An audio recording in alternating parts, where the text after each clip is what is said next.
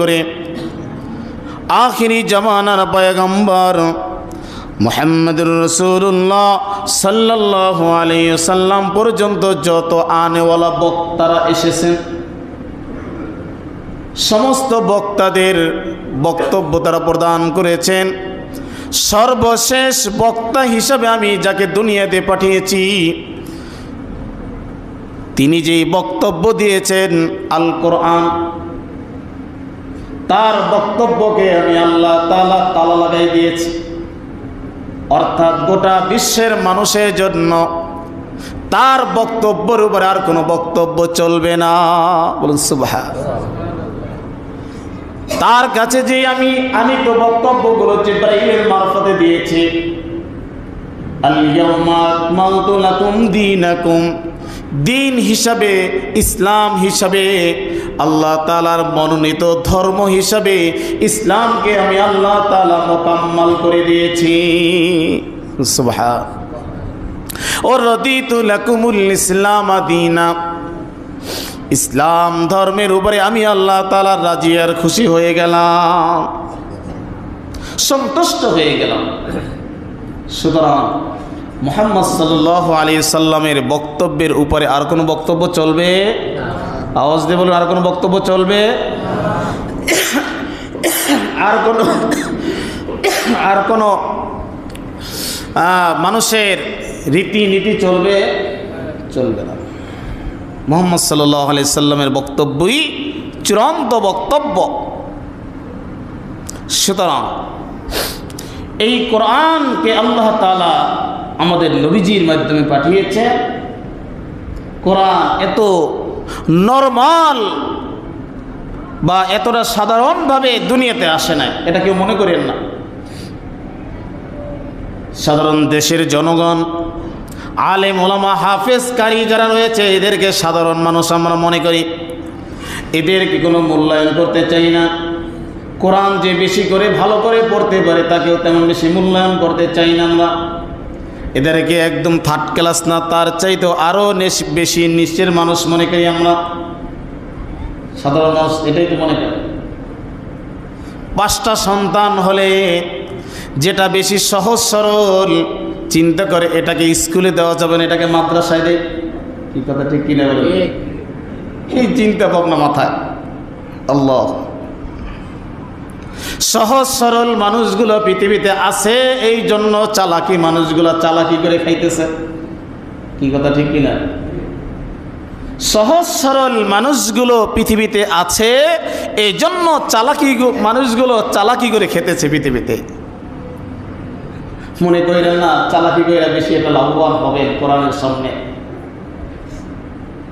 যাই হোক, আমরা যতই এই কোরআন পড়নেওয়ালাদেরকে সাধারণ মনে করি না কেন, কোরআন কিন্তু এতটা নরমাল আকারে, নরমাল শক্তি নিয়ে পৃথিবীতে আগমন করে নাই। আল্লাহ তাআলা কোরআনে একাধিক জায়গায় বলেন, কুল্ল ইনি জিতমাআতিল ইনসু ওয়াল জিন্নু আলা আন ইয়াতু বিমিসলিহি ওয়ালাউ কানা বা'যুহুম লিবা'যিন যাহিরা। বল সুবহানাল্লাহ। আল্লাহ তাআলা বলেন, নগো নবীজি মানুষদেরকে একটু জানায় দেন, মানুষকে জানায় দেন, যারা কোরআনকে নরমাল মনে করে, কোরআনওয়ালাদেরকে নরমাল মনে করে, কোরআনের ছাত্রদেরকে যারা সাধারণ ছাত্র মনে করে, কোরআনের মুসল্লিদেরকে, কোরআনের তালেবে ইলমদেরকে যারা সাধারণ মানুষ মনে করে, এদেরকে একটু বলে দেন। কি বলে দেন? ইজতামাআতিল ইনসু ওয়াল জিন্নু আলা আন ইয়াতু বিমিসলি হাযাল কুরআন। তোমরা যদি চাও গোটা পৃথিবীর মানুষ জাতি একত্রিত হয়ে, চ্যালেঞ্জগুলো দেখেন কোরআন কত শক্ত চ্যালেঞ্জ দিচ্ছে। আল্লাহ তাআলা বলেন, কুল্লা ইনি জিতামাতিল ইনসু ওয়াল জিন্নু। কোরআন যদি গোটা পৃথিবীর মানুষ একত্রিত হয়ে কোরআনকে যদি কোরআনের কিছু আয়াত যদি বানাইতে চায়, কোরআনের মতন এক কিতাব যদি তারা বানাতে চায়, গোটা পৃথিবীর মানুষ নয়, গোটা পৃথিবীর জিন জাতীয় যদি একত্রিত হয়, গোটা পৃথিবীর মানুষ, গোটা পৃথিবীর জিনদের পাওয়ার কি জানেন আপনারা? জানেন না। জিনদেরকে আল্লাহ তাআলা কতটা শক্তি দিয়েছেন জানেন না হয়তো অনেকে। একজন মানুষ দাঁড়ানো থেকে বসবে অথবা বসা থেকে দাঁড়াবে, এতটুকু সময়ের ভিতরে একটা জিন এই জমিন থেকে প্রথম আসমানে চলে যাবে। শক্তি কি কিছুটা বুঝতে পারছেন? বুঝেন না এখনো? জিনদের শক্তি কি বুঝতে পারছেন? হ্যাঁ হ্যাঁ, অনেকে তো জিন বিশ্বাস করেন না। যারা বেশি শিক্ষিত মডারেট তারা বলে জিন বলতে কিছু নাই। কি কয় কিনা বলেন দেখি? হুজুররা আজারে কথা বলে। জিন আছে। জিনদের পাওয়ার সম্পর্কেও কোরআনে আল্লাহ তাআলা বলে দিয়েছে।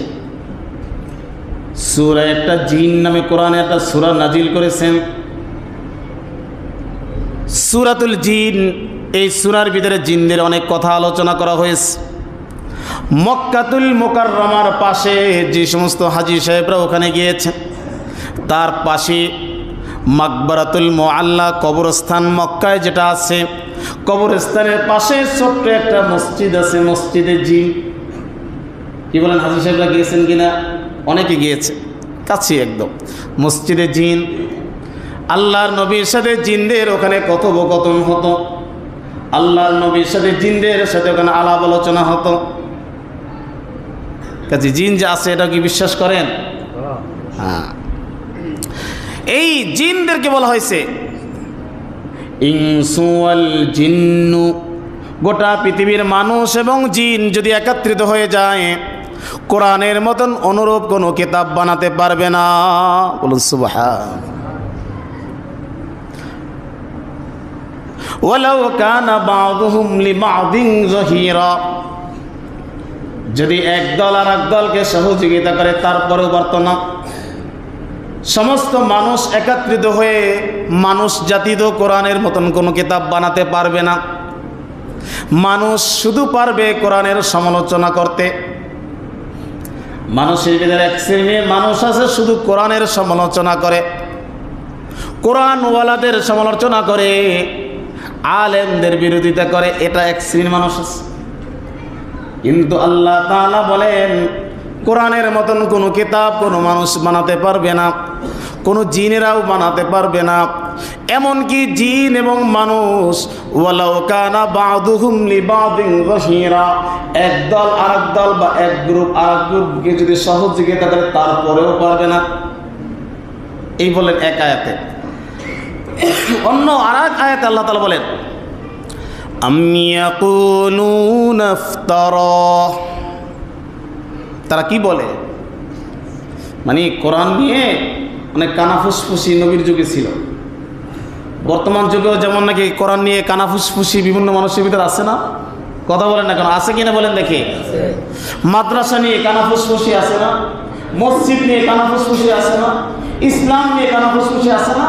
এই রকমের কানাফুসফুসি কিছু কথা মানুষ নবীর যুগে ছিল। আল্লাহ তাআলা বলেন তাদেরকে আম ইয়াকুলুনা ইফতারা قل فأتوا بعشر سور مثله مفتريات وادعوا من استطعتم من دون الله إن كنتم صادقين।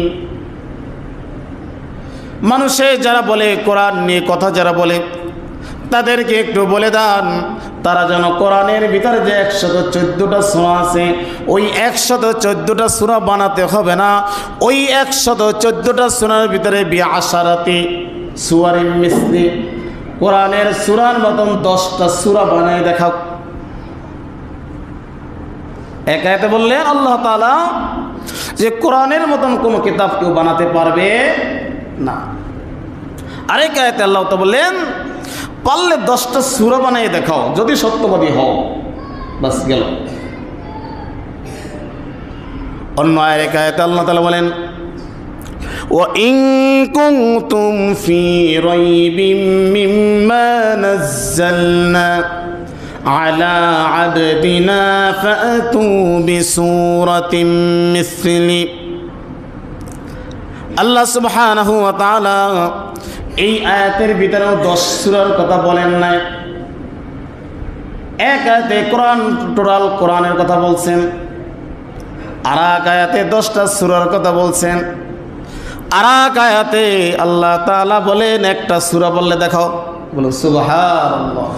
আল্লাহ কত ভেঙে ভেঙে আমাদেরকে ব্যাখ্যা করে আমাদেরকে কোরআনকে পরিচয় করে দিচ্ছে। পারলে একটা সূরা বানাই দেখো। 10 সূরা দরকার নাই, কয় সূরা বানাও? কথা বলেন না কেন? কয় সূরা? এক সূরা বানাই দেখাও। কোরআন নিয়ে কানা ফুসফুসি যারা করে, কোরআন নিয়ে বিরূপ মন্তব্য যারা করে, আল্লাহ তাআলা বললেন 10 সূরার দরকার নাই। কয়টা সূরা বানাই দেখাও? এক সূরা বানাই দেখাও। অন্য আর এক আয়াতে আল্লাহ তাআলা বলেন না, সূরাও একটা দরকার নাই। কোরআনে যেমন নাকি সাজানো গুছানো আয়াতগুলা নাজিল হয়েছে, কোরআনে যেমন নাকি বিধিবিধানগুলা নাজিল হয়েছে, কোরআনের এক একটা বিধিবিধান, এক একটা নিয়ম কানুন কিয়ামত পর্যন্ত আপনি গবেষণা করবেন, এর ভিতরে মানুষের কোনো কুফল, মানুষের কোনো ক্ষতির কোনো সন্ধান পাবেন না। বলুন সুবহানাল্লাহ। আল্লাহ তাআলা বলেন তোমাদের টোটাল কোরআন বানানো দরকার নাই, পারবে না বানাতে। তোমাদের টোটাল 10টা সূরা বানাতে বলছি, তাও পারবে না।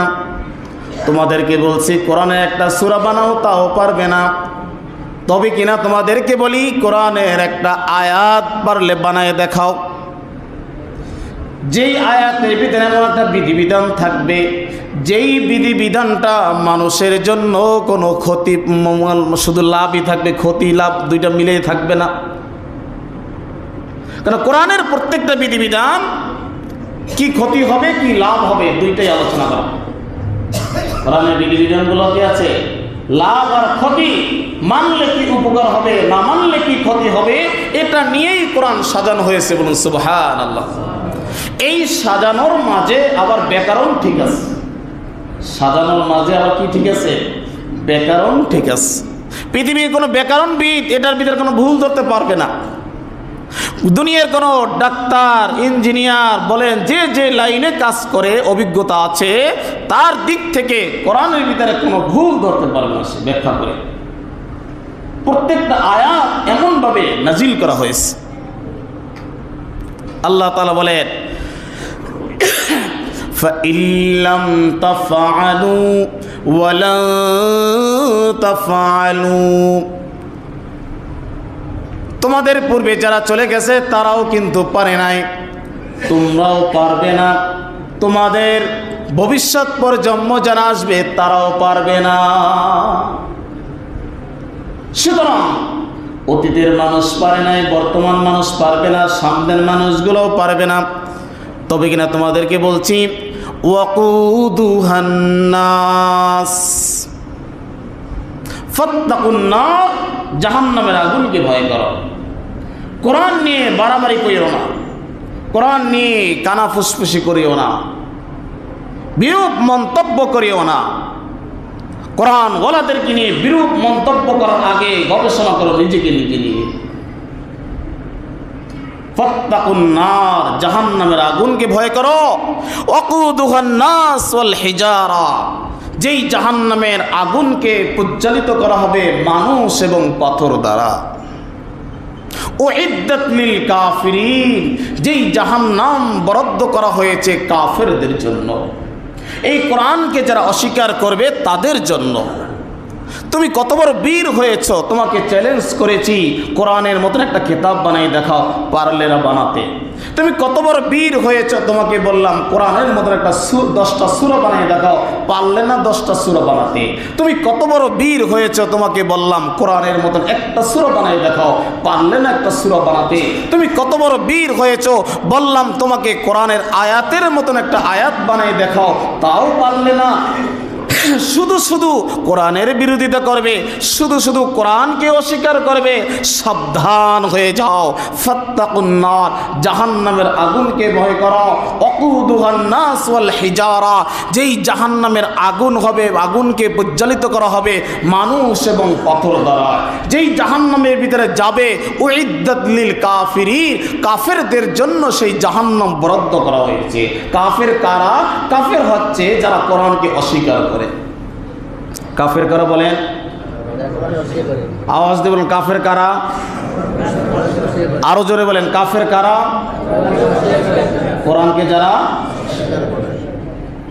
কোরআনকে যারা অস্বীকার করে তারা কি? কাফের। তারা কি? কোরআনের একটা সূরাকে যে অস্বীকার করলো, তামাম কোরআন অস্বীকার শামিল। কোরআনের একটা আয়াতের আংশিক এটাকেও যে অস্বীকার করবে, সেও টোটাল কোরআন অস্বীকার করা শামিল। এখন সমস্যাটা হলো, আমরা কাফের খুঁজি হিন্দুদের ভিতরে, আমরা কাফের খুঁজি খ্রিস্টানদের ভিতরে, আমরা কাফের খুঁজি ইহুদিদের ভিতরে। কথা ঠিক কিনা বলেন দেখি? কিন্তু আল্লাহ তাআলা কোরআনে বলেছেন, আল্লাহ তাআলা বলেন যে অনেক মানুষ মুসলমান হওয়ার পরেও মুশরিক। অনেক মানুষ মুসলমান হওয়ার পরেও কি? মুশরিক, আল্লাহর সাথে শরীক করে। যে মুশরিক সেও কাফের। অসংখ্য মুসলমানদের ভিতরে কাফের রয়েছে। টুপি পরে, জামা পরে, পাঞ্জাবি পরে, সব কিছু পরে, তার ভিতরে কাফের। বলেন এটা কেমন কাফের? এই কাফেরগুলো হচ্ছে যে কোরআনকে শুধু সীমাবদ্ধতার ভিতরে রাখতে চায়, কোরআনকে শুধু মসজিদ পর্যন্ত রাখতে চায়। মানুষ মারা গেলে তার লাশের পাশে বসে বসে কোরআন খতম করাতে চায়, আর কোনো জায়গা কোরআন রাখতে চায় না। কোরআন কি এতটা নরমাল এক বিধান? কথা বলেন না, কি মনে করছে কোরআন কি এতটা নরমাল এক বিধান যে সাধারণ একটা ছোট্ট একটা দেশ কোরআন চালাতে পারে? কোরআন কি দেশ চালাতে পারে না? কথা বলেন না কেন? দেশ চালাতে পারে কোরআন। দেশ না, শুধু গোটা পৃথিবী কোরআন শাসন করেছে। অতীতে গোটা পৃথিবী কোরআন শাসন করেছে। আজকে মুসলমানদের ভিতরে কাফের মুশরিক ঢুকে গেছে।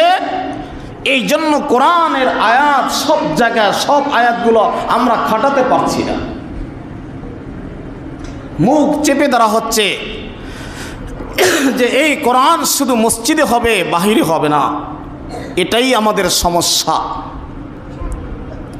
আর এই সমস্যার কারণেই আজকে মুসলমানদের দিলের ভিতরে অমুসলিমদের ভালোবাসা বেশি ঢুকে গেছে। কথা বোঝেন না? যে কোরআন ভাগ করছে, সারা দিনের ভিতরে কোরআন ভাগ করছে। ফজরের নামাজের আজান যখন হবে তখন কোরআন দিয়ে আমি নামাজ পড়ব। নামাজ শেষ করে যখন আমি রাজনীতি করব, তখন আমি গণতন্ত্রের মূলধারা যেটা আছে সেটা দিয়ে রাজনীতি করব। আব্রাহার নীতিতে রাজনীতি করব, আব্রাহার নীতিতে আমি রাজনীতি করব। ফজরের নামাজ আমি কোরআন দিয়ে পড়েছি। অফিসে চাকরি করব, বস হিন্দু হোক, খ্রিস্টান হোক, যা হোক, বসের নীতিতে আমি চাকরি করব। বসকে কোরআন বোঝানোর ক্ষমতা আমার নাই, চাকরি চলে যাবে। কি কথা ঠিক কিনা বলেন দেখি? কথা বলেন, বাস্তব কিনা? সব মুসলমানগুলো যদি বসের সামনে কোরআনের কথা বলে, বস কি কোরআনের বাহিরে যাওয়ার কোনো সাহস আছে বলেন দেখি? নাই। আপনি বসের সাথে কেমন আচরণ করবেন এটা কি কোরআনে নাই? কথা বলেন, আছে কি না? আপনি গার্মেন্টসে কেমন করে চাকরি করবেন, আপনার 8 ঘন্টা 10 ঘন্টা ডিউটিটা কেমনভাবে পালন করবেন, এটা কি কোরআনে নাই? তাহলে সমস্যাটা কি বলেন দেখি? আপনার বসও কোরআন মানবে, আপনিও কোরআন মানবেন, কিন্তু চিন্তা করেন আমার বস, তাকে যদি রাজি খুশি করতে না পারি আমার চাকরিটা চলে যাবে। আপনি বিশাল বড় দার্শনিক হয়ে গেছেন, চাকরি চলে গেলে সংসার চলবে কিভাবে, ফতু দিয়ে ফেলেছেন। তার মানে কোরআন সম্পর্কে আপনার অতটা ভালোবাসা নাই, কোরআন সম্পর্কে অতটা জ্ঞান আপনার নাই যে কোরআন পড়লেও যে আল্লাহ তাআলা রিজিকের ব্যবস্থা করতে পারেন। আমাকে যিনি সৃষ্টি করেছেন তিনি তো বলেছেন, ওয়া মা মিন দাব্বাতিন ফিল আরদি ইল্লা আলাল্লাহি রিজকুহা। রিজিকের মালিক কোন জায়গা থেকে বলেন দেখি? আল্লাহ। রিজিকের মালিক কে? আল্লাহ। আপনার তো সেই ধারণা নাই। চিন্তা করছেন বসে যদি চাকরি থেকে অব্যাহতি দেয়, চাকরি ছেড়ে বাসায় চলে যেতে হবে, কি খাবো? অথচ যিনি আপনাকে সৃষ্টি করেছেন তার মাথায় বা তার জ্ঞানের ভিতরে, তার এলেমের ভিতরে আছে আপনাকে রিজিক দেওয়া লাগবে। আপনি যে আব্দুর রহিম, আব্দুল করিম, আপনাকে যে আল্লাহ বানাইছে, আল্লাহর এলেমের ভিতরে আপনি কিন্তু আছেন, আপনাকে রিজিক আল্লাহর দিতে হবে। আর আল্লাহ যে রিজিক দিবেন এই ওয়াদাও আপনাকে করেছেন, কিন্তু সেই বিশ্বাস আপনার নাই। এই জন্য বসের পূজা করা শুরু করে দিলেন, বসের সামনে কোরআনের কথা বলতে সাহস পাচ্ছেন না। আপনি যখন পাচ্ছেন না, সব মানুষ এভাবে ভয়ে কাঁপতেছে। বাস লাস্টে কোরআন দিয়ে আর অফিসটা চললো না। কোরআন দিয়ে অফিসটা চলছে, ভাগ করছেন কিনা বলেন দেখি? আবার জোহরের নামাজের আজান হয়েছে, চিন্তা করছেন মাঝখানে 8 ঘন্টা 10 ঘন্টা 5 ঘন্টা যাই চাকরি বাকরি করছি, দুনিয়ার নিয়মে চাকরি করছি, আল্লাহ যেহেতু ডেকেছেন নামাজ পড়তে যেতে হবে, কোরআন দিয়ে আমি নামাজ পড়ে আসি। তার মানে কোরআনটাকে আপনি শুধু মসজিদে খাটাইলেন, আর কোরআনী হুকুমত চলে কি চলে না এটা ইমাম সাহেবের ক্ষেত্রে খাটাইলেন। এক মুসল্লি, বহু বছর আগের কথা বলছি, 5 বছরও আমি কখনো তার মসজিদে দেখি নাই, ওই দূরে দূরে বাহিরে বাহিরে দেখেছি। সে যে মুসলমান এটা 100% আমি জানি। এমন একজন মুসল্লি, একদিন অফিসে 4 দাওয়াত গেলাম, বলে যে হুজুর মসজিদে কোন পা দিয়ে ঢুকতে হয় বলেন? আমি বললাম ডান পা দিয়ে ঢুকতে হয়। বলছে হুজুর অমুক দিন আপনাকে আমি খেয়াল করছি আপনি বাম পা দিয়ে মসজিদে ঢুকছেন। আপনারা হুজুর মানুষ, আপনারা যদি কোরআন না মানেন হইবে কি বলেন? কথা কি বুঝতে পারছেন? ভুল তো মানুষেরই হয় না? তাড়াহুড়ো করে ঢুকে গেছে, বাম পা আগে যাইতেও তো পারে, কিন্তু যেতে পারে না। সাবধান করে দিয়েছে, আলহামদুলিল্লাহ, ওটা তো আমার অনেক সতর্ক হয়েছে আমি। কিন্তু সে যে বছরে একবার মসজিদে আসে না, কোরআন কি তার দরকার আছে না? কথা বলেন, দরকার আছে কিনা বলেন দেখি? দরকার আছে। এই জন্য হুজুররা কোরআন মানবে আর কেউ কোরআন মানবে না এমন কি কোনো বিধিবিধান আছে? কোরআন সবার জন্য সমান। কোরআন সবার জন্য কি সমান? সবার জন্য কোরআন সমান। কোরআনই হুকুমত যদি দেশে চলে, সংখ্যালঘু বলতে কোনো শব্দ থাকবে না। কথা কি ক্লিয়ার বুঝতে পারছে? অসাধু ডাকাত শ্রেণীর যারা আছে, এরাই সংখ্যালঘু শব্দ দিয়ে মানুষের মাঝে বিভাজন তৈরি করতে চায়। আজকে মুসলমানরা নির্যাতিত হতে হতে, মুসলমানদের ঈমান দুর্বল হতে হতে মুসলমান কতটা কাপুরুষ হয়েছে দেখে। পাশাপাশি দেশ আমাদের ইন্ডিয়া, কোরআনের আলেম ওলামা যারা আছে, এরা যুগের পর যুগ এই বক্তব্য দিচ্ছে যে অমুসলিমরা কখনো তোমাদের বন্ধু হতে পারে না, কখনো বন্ধু হতে পারে না। তাদের সাথে আমাদের কোনো শত্রুতা করারও কোনো হুকুম কোরআনে নাই, যে অমুসলিম হইলেই যে তার সাথে আপনার শত্রুতা করবেন, এমন শত্রুতা করা যাবে না। তার সাথে ভালো ব্যবহার করবেন আপনি ইসলামী আচরণ দিয়ে, কিন্তু সে সবসময় আপনাকে চাপাইয়ে রাখবে আর আপনি শুধু মাটির নিচেই গিয়ে যাবে। এই কথা কি ইসলাম কখনো বলেছে? সুতরাং মনে রাখবে, ভারত যে আমাদের বন্ধু নয়, এটা এই বিগত কয়েক দিনের আলোচনায় বোঝা গেছে। কথা ঠিক কিনা বলেন দেখি? দীর্ঘ 50 বছর পর্যন্ত আলেমরা যে কথা বলেছে, সেই আলেমদের কথার প্রতিফলন হয়েছে যে ভারতকে যতই আপনি বন্ধু মনে করেন, আসলে তারা বন্ধু নয়, বাংলাদেশের চরম শত্রু তারা। কথা ঠিক কিনা বলেন দেখি? ভারতে মুসলমান নির্যাতন কি কম হয় না বেশি হয় বলেন দেখি? ভারতে যেই পরিমাণ মুসলমান নির্যাতন হয়, আমার মনে হয় এটা সে ইসরায়েল আর ফিলিস্তিনে এই সমস্ত দেশও এতটা হয় না।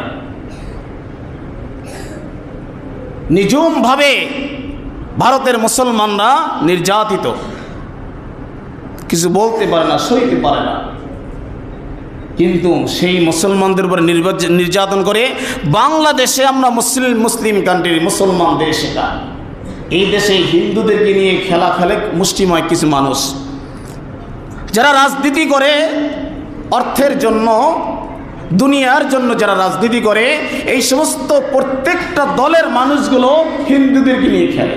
কি কথা ঠিক কিনা বলেন দেখি?